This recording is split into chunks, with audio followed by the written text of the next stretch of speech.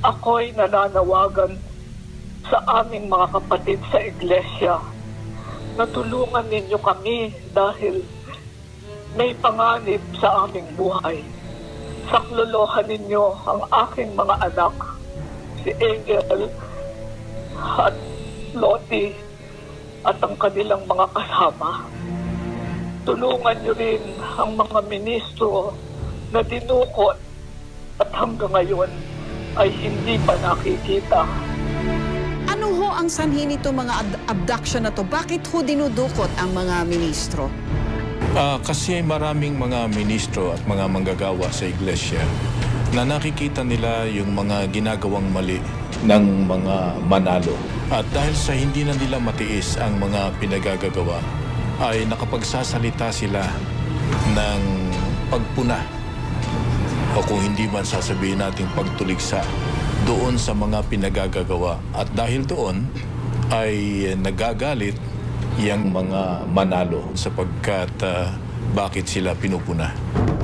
At paano po sila dinudukot, sir? Gaya halimbawa ng ilan ay kinuha ng militar, iba ay kinuha naman ng pulis. Ng hostage na kung ano-ano, kung sino-sino hino-hostage eh. Aming iglesia po ay nasasalaula na. Napakarami na pong katiwalian at ang pinakamasaklap sa lahat ay yung mga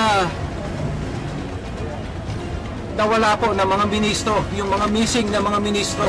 Siyang nang hostage, kapatid na... At hindi lang po yan, extortionist. Oo. Yan ang tagapamahalang pangkalahatan ng Iglesia ni Cristo. Tulungan niyo rin ang mga ministro na dinukot at hanggang ngayon ay hindi pa nakikita. Nagbabala naman si dating Iglesia ni Cristo Minister Lowell Minorca sa umano'y armadong grupo na mistulang hit squad ng Iglesia ni Cristo. Itong ska naman ngayon sa mga lokal, sa mga distrito, masasabi nating operators, yun ang mga hitman nila.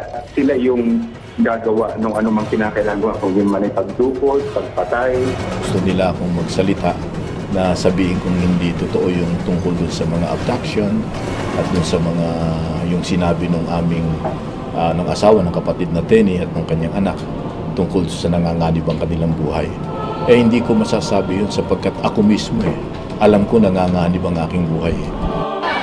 Ngayon, naging armadong grupo na ito na ginagamit ng INC laban sa mga sumasalungat sa kanila.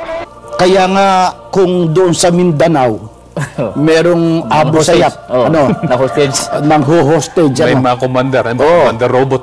Eh dito, nang-hostage din eh. Yan ang tagapamahalang pangkalahatan sa Iglesia ni Cristo. Kamusta ho naging buhay niya doon po sa kampo ng INC? Very traumatizing daw po. Sa briefing namin, very short, hindi pa po kami nakakakuha ng detalye. But merong mga continuous at consistent na interrogations, torture, paghihigpit, and of course, yung detention. Pero grabe, attorney, kasi nung una, syempre, yung mga reports, kidnap, di ba, abduction. Pero sa sinasabi nyo ngayon, mas marami pa yung naging paglabag na umabot hanggang torture, kanyo? Yes, ma'am. And maliwanag naman po pag nakausap ninyo na matindi po ang pinagdaanan niya. 3 months po siyang hindi namin nahanap. Ang tanong, bubuhayin pa ba kayo ng pamamahala? Yun ang hindi ko malilimutan na sinabi niya nang galing sa bibig niya. Sabi ko, sino ba kayo? Taga-san ba kayo? Sino ba kayo? Taga-Central kami. Sabi ko, oh my God. Totoo yung sinasabi ng kamabasa na may mangyayari sa amin. Ito ba yun? Ito ba yung sinasabi niya yun na kung bubuhayin pa kayo ng pamamahala? Hindi ko po maatim na hindi ko maipahayag ang isang lihim na panukala ng kapatid na Eduardo B. Manalo. At lalo pong lumubha ang paghihirap, paninikip ng aking dibdib.